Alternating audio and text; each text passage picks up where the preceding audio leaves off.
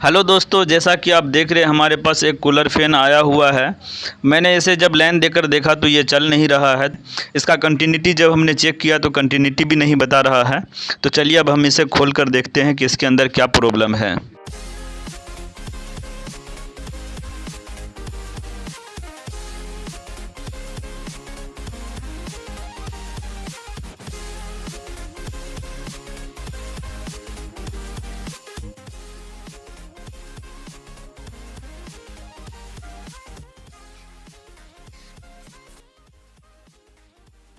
तो दोस्तों, जैसा कि आप देख रहे हैं हमारा यहाँ पे एक रनिंग कॉइल एक जगह चिंगारी मार दिया है और यहाँ पे जल चुका है।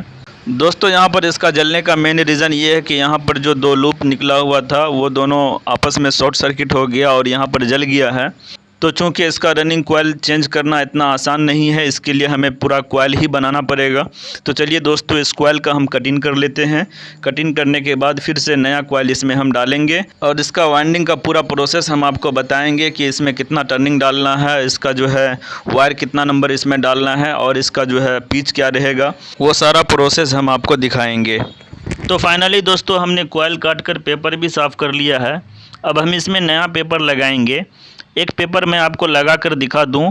पेपर को इस तरीके से नाखून से थोड़ा गोलाई बना लेना है, उसके बाद फिर जो है स्लॉट के अंदर डालना है। तो हमारा बहुत अच्छे से आसानी से गोल होकर के ये पेपर स्लॉट के अंदर घुसेगा।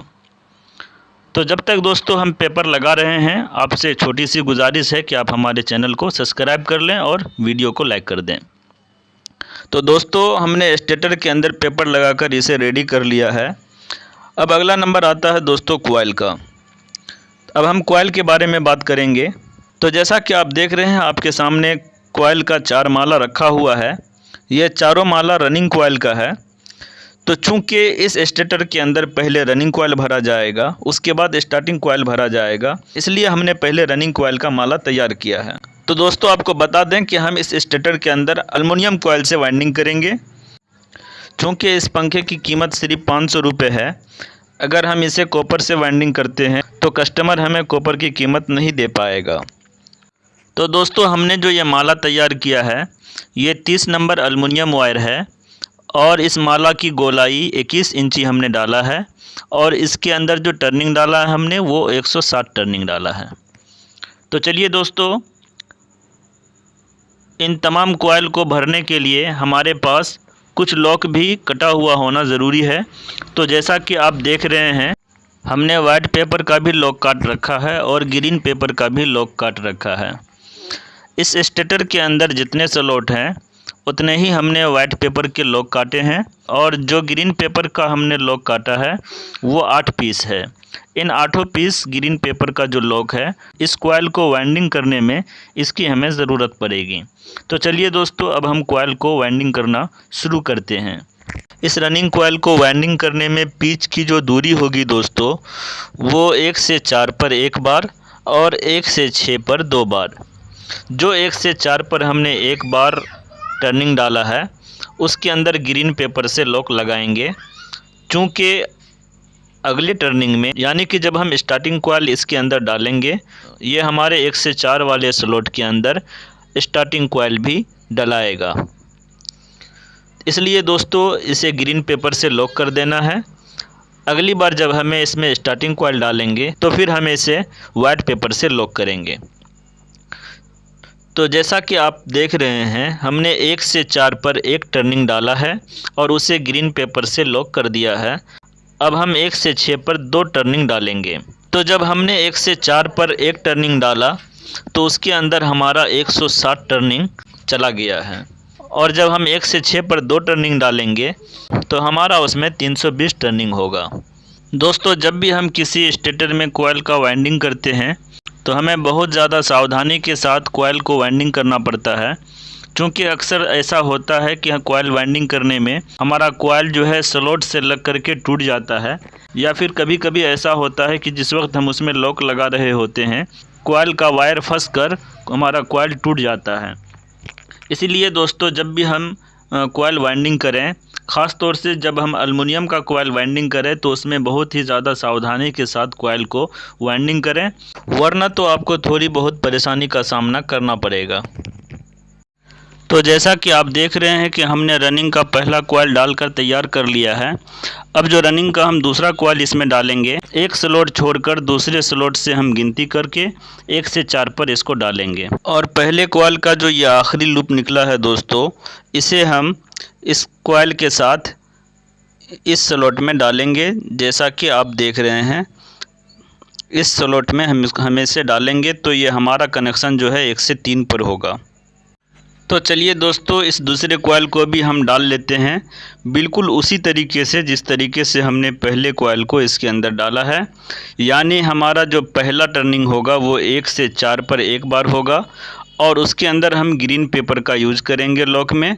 और जो दूसरा टर्निंग हमारा होगा वो 1 से 6 पर होगा और 1 से 6 पर जो हमारा टर्निंग होगा वो 2 बार होगा। तो पहले टर्निंग में हमारा जो 1 से 4 पर जो होगा वो उसमें 160 टर्निंग जाएगा और जो 1 से 6 पर जिसका कनेक्शन होगा उसमें हमारा 320 टर्निंग होगा।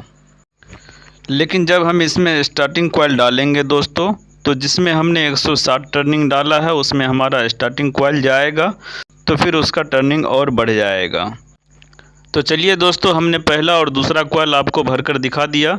इसी तरीके से तीसरा और चौथा कॉइल भी हम भरेंगे, लेकिन अब हम वीडियो स्किप करके आगे बढ़ते हैं।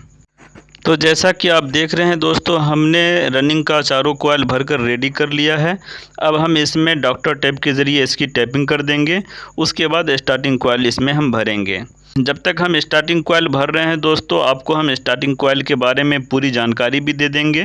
इस स्टार्टिंग कॉइल को हमने 30 नंबर एल्युमिनियम वायर से बनाया है और इसके अंदर जो टर्निंग डाली है हमने दोस्तों 140 टर्निंग। अब दोस्तों बात करें इसकी गोलाई की, तो इसके अंदर हमने 20 इंची इसकी गोलाई रखी है। एक बार फिर से हम रनिंग और स्टार्टिंग दोनों को समझ लें अच्छे तरीके से। रनिंग और स्टार्टिंग दोनों को हमने 30 नंबर एल्युमिनियम वायर से बनाया है। रनिंग के अंदर हमने 160 टर्निंग डाला है और स्टार्टिंग के अंदर हमने 140 टर्निंग डाला है। रनिंग के माला की जो गोलाई हमने रखा दोस्तों वो 21 इंची और स्टार्टिंग का जो माला है उसकी गोलाई हमने 20 इंची रखा है। इसी तरीके से जब हम पिच की बात करें तो रनिंग में हमने 1 से 4 पर एक बार और 1 से 6 पर 2 बार लपेटा है। और इसी तरीके से दोस्तों स्टार्टिंग कॉइल को भी हमने 1 से 4 पर एक बार और 1 से 6 पर 2 बार लपेटा है।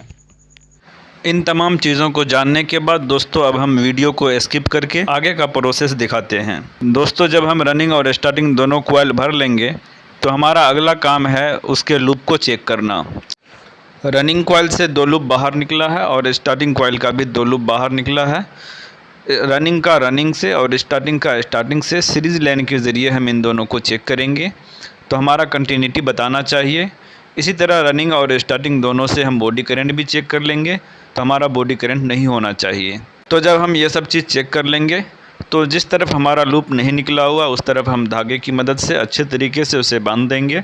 उसके बाद फिर हम जिस तरफ हमारा लूप निकला हुआ है उस तरफ का प्रोसेस चालू करेंगे। तो दोस्तों ये हमारा लूप वाला साइड है। इसमें हम चारों लूप में 1 नंबर स्लिप डाल लेंगे।